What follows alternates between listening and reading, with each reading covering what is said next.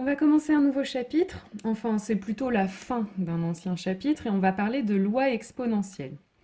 Alors, les lois exponentielles sont utilisées pour modéliser la durée de vie d'un système non sujet à l'usure du temps. Par exemple, le fonctionnement de certains composants électroniques, le temps d'attente d'un événement accidentel, type tremblement de terre, désintégration d'un noyau radioactif. Alors, cette loi exponentielle, voilà comment elle se définit. Donc, une variable aléatoire x suit une loi exponentielle de paramètres lambda avec lambda strictement positif, noté e de lambda. Si pour tout réel a et b tel que a et b sont positifs et a est strictement plus petit que b, on a probabilité que x soit compris entre a et b, c'est l'intégrale de a à b de lambda exponentielle de moins lambda x dx. Donc vous avez reconnu ici, on va avoir une loi à densité. Donc voilà, en fait c'est la fin du chapitre sur les lois à densité. Et donc justement, la fonction f définie sur 0 plus l'infini par f de x égale lambda exponentielle de moins lambda x est appelée la fonction densité de la loi exponentielle de paramètres lambda. Alors, on va travailler sur un exemple maintenant qui est en fait un exercice de bac. Donc, la durée de vie en années d'un composant électronique fabriqué dans cette usine est une variable aléatoire t qui suit la loi exponentielle de paramètres lambda, où lambda est un nombre réel strictement positif. La courbe représentative c de la fonction densité est donnée ci-dessous. On vous demande d'interpréter graphiquement la probabilité que t soit inférieur ou égal à a, où a est strictement positif. Donc, sur le graphique, on vous a représenté ici, même si on ne voit pas forcément très bien, vous avez le point d'abscisse petit a sur l'axe des abscisses. Donc finalement, qu'est-ce que ça va être la probabilité que t soit inférieur ou égal à a? Ça va être comme on l'a vu dans le chapitre sur les lois à densité, ça va être l'air entre l'axe des abscisses, la courbe, et les droites d'équation x égale 0 et x égale a. Donc voilà ce que j'ai représenté ici en bleu.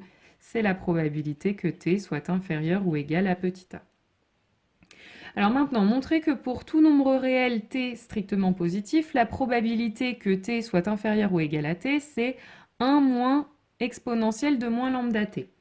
Donc, on vient de voir que pour calculer la probabilité que t soit inférieur à petit t, pour ça, on va calculer une intégrale. Et donc là, sous-entendu, vous avez t qui représente une durée de vie, donc un temps. Donc dire que t est plus petit que petit t, c'est dire qu'en fait, il est compris entre 0 et petit t. Donc de lambda exponentielle moins lambda x dx. Et donc, pour calculer cette intégrale, je cherche une primitive de cette fonction-là. Là, on reconnaît une formule du type u' exponentielle u, avec u qui serait moins lambda x, et donc la dérivée, ce serait moins lambda. Donc là, on remarque que devant, on n'a pas tout à fait u'. Pour avoir u', il faudrait avoir moins lambda.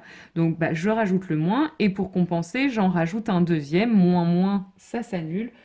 Donc, on a bien l'égalité. Et donc, maintenant, je peux calculer ma primitive. Donc, je récupère ce moins-là. Et puis, ça, c'est u' exponentielle u. La primitive, c'est exponentielle u, c'est-à-dire ici, exponentielle de moins lambda x. De 0 à petit t. Et donc, je remplace maintenant. Donc, d'abord x par petit t. Donc, moins exponentielle de moins lambda t. Moins, donc plus exponentielle de moins lambda fois 0. Donc là, on a exponentielle de 0 qui fait 1, et puis moins exponentielle de moins lambda t. On a bien retrouvé le résultat qu'on nous demandait. Ensuite, on vous demande en déduire que la limite quand t tend vers plus l'infini de la probabilité que grand t soit inférieur ou égal à petit t est égale à 1. Donc en fait, on vient de voir que cette probabilité-là, elle était égale à 1 moins exponentielle de moins lambda t. Donc maintenant, si je veux faire la limite, en fait, j'ai juste à calculer la limite de cette quantité-là. Donc là, on a une petite composition quand même. Donc on regarde la limite de moins lambda t quand t tend vers plus l'infini, c'est moins l'infini.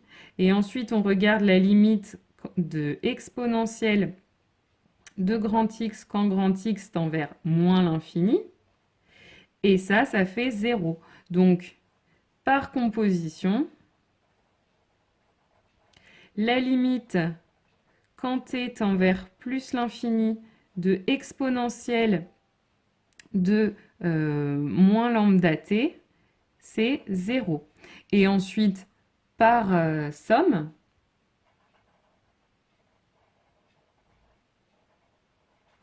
eh bien, la limite quand t tend vers plus l'infini de 1 moins exponentielle de moins lambda t, bah, ce sera 1 moins 0, donc 1. Donc on a bien le résultat qu'on avait annoncé. On suppose maintenant que la probabilité que t soit inférieure ou égale à 7 est égale à 0,5. Et on vous demande de déterminer lambda à 10 moins 3 près. Donc, on part de l'égalité qu'on nous donne, mais on sait que la probabilité que t soit inférieure ou égale à 7, bah en fait c'est, vous voyez, on avait calculé la probabilité que t soit inférieure ou égale à petit t, bah là je remplace petit t par 7. Et donc on sait que cette probabilité c'est 1 moins exponentielle de moins lambda fois 7. Donc on a 1 moins exponentielle de moins lambda fois 7 qui est égal à 0,5. Et donc, c'est une petite équation à résoudre. Donc, je vais isoler lambda. Donc, je passe 1 de l'autre côté. Ça va me faire moins exponentielle de moins lambda fois 7 égale à moins 0,5. Donc, j'enlève les moins tout de suite. Ça me donne exponentielle de moins lambda fois 7 égale 0,5. Je passe maintenant au logarithme. Donc, ça me donne moins 7 lambda égale ln de 0,5. Et ensuite, je divise par moins 7. Donc, ça me donne lambda égale ln de 0,5 sur moins 7. Et on vous demande une valeur approchée à 10 moins 3 près. Ça fait environ 0,099. Question 3. Dans cette question, on prend lambda égale 0,099. C'est une bonne nouvelle rapport au résultat qu'on avait trouvé tout à l'heure. Et on arrondit les résultats des probabilités au centième. On choisit au hasard un composant fabriqué dans cette usine. Déterminer la probabilité que ce composant fonctionne au plus 5 ans. Donc au plus 5 ans, ça veut dire maximum 5 ans. Ça veut dire que la durée de vie est inférieure ou égale à 5. Donc, on va calculer cette probabilité-là, toujours en utilisant le résultat qu'on a démontré tout à l'heure. Donc, ça nous fait 1 moins exponentielle de moins lambda fois 5. C'est-à-dire, maintenant, on sait que lambda, c'est 0,099. Donc, fois 5. On calcule ça, ça nous donne environ 0,39 au centième. Et ensuite, déterminer la probabilité que ce composant fonctionne au moins 5 ans. Donc au moins 5 ans, ça veut dire qu'il fonctionne 5 ans ou plus. Donc la durée de vie est supérieure ou égale à 5. Donc ça nous donne environ, enfin ça nous donne exactement 1 moins la probabilité que x soit inférieur ou égal à 5, c'est-à-dire ça nous donne environ 1 moins 0,39, c'est-à-dire 0,61. Encore une fois, au centième près. Alors, une petite chose avant de passer à la suite, vous avez vu qu'on a toujours, en fait, dans tous les exercices, la densité de probabilité, ce sera toujours lambda exponentielle de moins lambda x. Donc, vous allez voir à travers des exercices que ça peut paraître redondant. La primitive, c'est toujours la même. Donc, faire ce détail de calcul, ça peut être redondant. Donc, effectivement, ce que vous pouvez faire, c'est retenir que quand vous avez à calculer une probabilité d'une loi exponentielle, vous pouvez faire exponentielle de moins lambda fois la borne inférieure, moins exponentielle de moins lambda fois la borne supérieure. En d'autres termes, vous pouvez dans le cours écrire que là, c'est égal à exponentielle de moins lambda a moins exponentielle de moins lambda b. Mais vous voyez que, comme je vous disais, ça c'est un sujet de bac, donc il faut quand même savoir le refaire à la main. Alors, je vous disais tout à l'heure que les lois exponentielles étaient utilisées pour modéliser la durée de vie d'un système non sujet à l'usure du temps. Donc, la propriété qu'on va voir, elle illustre cette phrase que je vous ai mis dans l'introduction. Donc, une variable aléatoire grand X suivant une loi exponentielle vérifie la propriété de durée de vie sans vieillissement suivante. Pour tout réel t et h positif, la probabilité, sachant que x est supérieur à t, que x est supérieur ou égal à t plus h, est égale à la probabilité que x soit supérieur à h. En d'autres termes, le fait que votre composante ait déjà vécu pendant t années, eh bien, ça n'aura aucun impact pour savoir combien de temps elle va encore vivre. Sachant qu'elle a déjà vécu T années, la probabilité qu'elle vive H années de plus, eh bien, c'est la même chose que la probabilité que le composant vive H années. C'est ce qu'on appelle voilà, la propriété de durée de vie sans vieillissement. Alors, un exemple. On reprend la situation de la question 3 de l'exemple précédent. On choisit au hasard un composant parmi ceux qui fonctionnent encore au bout de 2 ans. Déterminer la probabilité que ce composant ait une durée de vie supérieure à 7 ans. Donc là, si je traduis ce que ça veut dire, on vous demande de calculer la probabilité, sachant que le composant a déjà vécu 2 ans, c'est-à-dire que sa durée de vie est supérieure ou égale à 2, on vous demande la probabilité qu'il ait une durée de vie supérieure à 7 ans, donc t supérieur ou égal à 7. Donc, si j'applique la propriété que je viens de voir, en fait, je l'applique donc pour petit t égale 2, et puis petit h, en fait, ça va être t, donc 2, plus, et donc h, ce sera 5, c'est ce qu'il faut pour faire 7. Donc finalement, si j'applique la propriété, je sais que c'est égal à la probabilité que t soit supérieur ou égal à 5. Donc là, j'ai détaillé, mais dans la pratique, vous pouvez passer directement de là à là, c'est-à-dire, sachant qu'il a vécu 2 ans, quelle est la probabilité qu'il en vive 7, c'est-à-dire qu'il en vive 5 années de plus. D'accord? Et donc ça, on avait vu dans l'exemple précédent que cette probabilité faisait 0,61. Enfin, dernière chose, l'espérance. Donc si x suit une variable aléatoire de loi exponentielle de paramètre lambda, son espérance, c'est la limite quand x tend vers plus l'infini de l'intégrale de 0 à x de t f de t dt. Et donc ça, c'est la définition qu'on avait vue dans le chapitre sur les lois à densité. Et vous pouvez surtout retenir que cette espérance, cette intégrale, cette limite d'intégrale, en fait, elle fait 1 sur lambda. Donc ce qu'il faut retenir, c'est que l'espérance d'une variable aléatoire qui suit une loi exponentielle de paramètre lambda, c'est 1 sur lambda. Alors, encore une fois, un exemple. On modélise la durée de demi-vie d'un noyau radioactif en années par une variable aléatoire t, suivant une loi exponentielle de paramètre lambda. On suppose qu'en moyenne, un noyau de césium-137 se désintègre au bout de 43,5 ans. Déterminer sa constante radioactive lambda à 10-3 près. Donc, si votre noyau se désintègre en moyenne au bout de 43,5 ans, ça veut donc dire que l'espérance de votre variable aléatoire t, c'est 43,5. Ce qui revient à dire, on sait que l'espérance de t, c'est 1 sur lambda, donc 1 sur lambda est égal à 43,5. Et donc, en isolant lambda, j'obtiens donc lambda, c'est 1 sur 43,5, c'est-à-dire à 10-3 près, 0,023.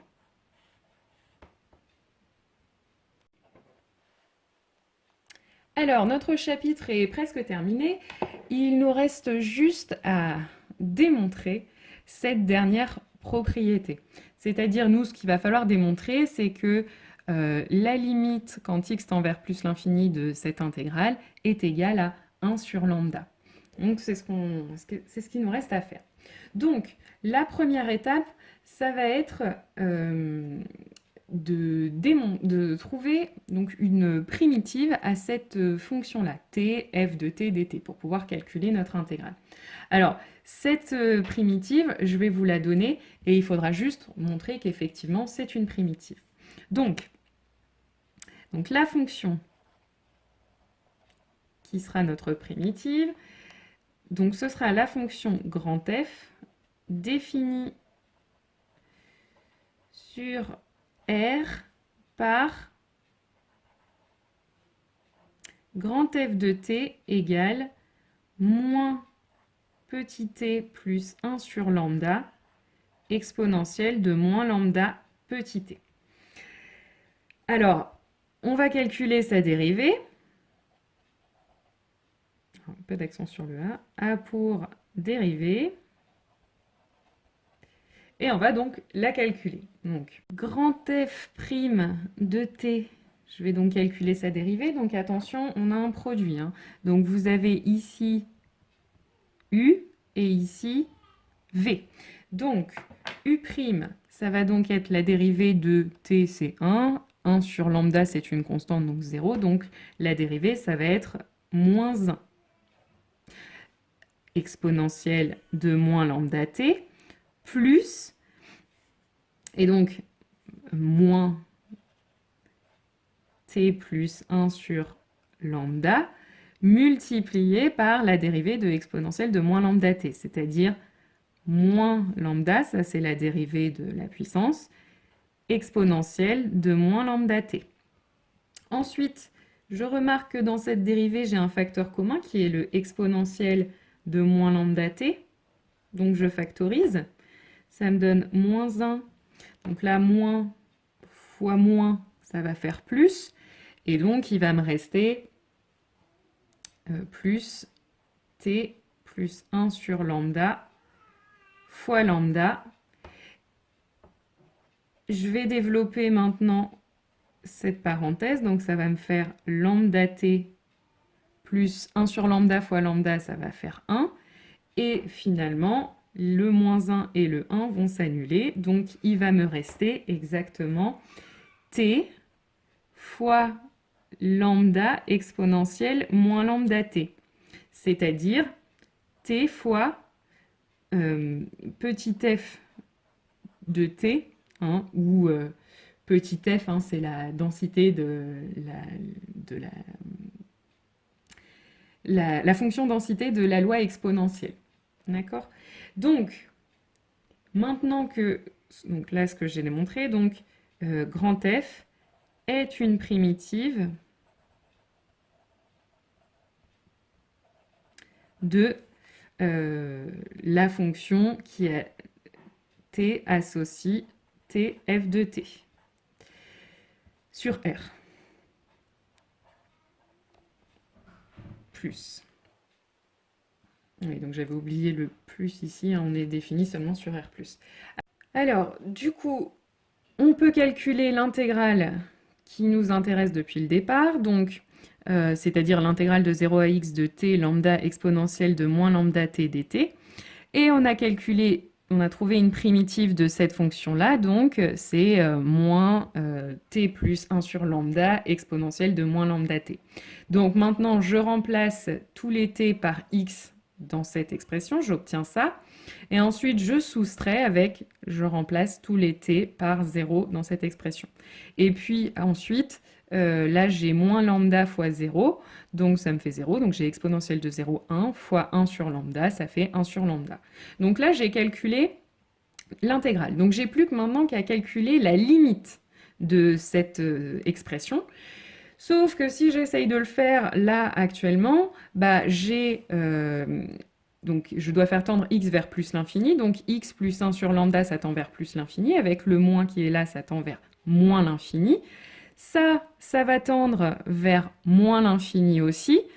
Donc une exponentielle en moins l'infini, ça tend vers 0. Donc là, j'ai une forme indéterminée du type moins l'infini fois 0. Donc je ne peux pas laisser ça comme ça. Donc du coup, ce que je vais faire, c'est quand j'ai une forme indéterminée dans un produit, je développe. Donc là, je développe moins x exponentielle de moins lambda x, moins 1 sur lambda exponentielle de moins lambda x plus 1 sur lambda. Et donc, là, j'ai plus de forme indéterminée ici, puisque là, j'ai dit tout à l'heure, hein, ça va tendre vers 0 multiplié par une constante. Là, il n'y a pas de problème, il n'y a pas de forme indéterminée. En revanche, là, je vais encore en avoir une, hein, puisque j'ai toujours moins l'infini ici, et puis ça qui va tendre vers 0. Mais par contre, on se rapproche d'une limite qu'on avait vue sur les exponentielles, c'est-à-dire x exponentielle... alors ici c'est x exponentielle x. Donc, sauf que là, donc je vais utiliser une composition, mais là ce que j'ai en puissance c'est moins lambda x. Et là j'ai seulement moins x. Donc pour pouvoir faire cette composition, j'ai besoin de rajouter un lambda devant. Évidemment, comme d'habitude, j'ai pas le droit de le faire, donc du coup, je divise par lambda pour compenser. Donc voilà, là j'ai une bonne forme pour étudier la limite, il n'y a plus qu'à rédiger l'étude de la limite. Donc d'abord, je commence par le premier morceau. Donc je vais regarder la limite quand x tend vers plus l'infini de moins lambda x. Ça fait moins l'infini. Et la limite quand grand x tend vers moins l'infini de, je disais tout à l'heure, grand x exponentielle grand x, on a vu dans le chapitre sur les exponentielles que ça faisait 0. Donc, par composition, ce qu'on peut en déduire, c'est que la limite quand x tend vers plus l'infini de moins lambda x exponentielle de moins lambda x, ce sera 0. Et ensuite, si je divise par lambda, ça fera toujours 0. Ça, c'est pour la première limite. Ensuite, je vais aussi utiliser donc, cette limite qui est toujours moins l'infini. Cette fois-ci, je vais la composer simplement avec, quand grand x tend vers moins l'infini, avec l'exponentielle de grand x. Ça, j'ai dit, ça fait 0. Donc, par composition, on a aussi que la limite quand petit x tend vers plus l'infini d'exponentielle de moins lambda x, c'est 0. Et donc, pour terminer, on conclut par produit, par quotient et par somme. Donc, par produit, quotient et somme. Eh bien, limite quand x tend vers plus l'infini, donc de l'intégrale de 0 à x de t f de t dt, ça va être, donc on l'a dit, 0 divisé par lambda, 0, moins 1 sur lambda fois 0, toujours 0, plus 1 sur lambda, donc ça va être 1 sur lambda, et on a démontré ce qu'on voulait au départ.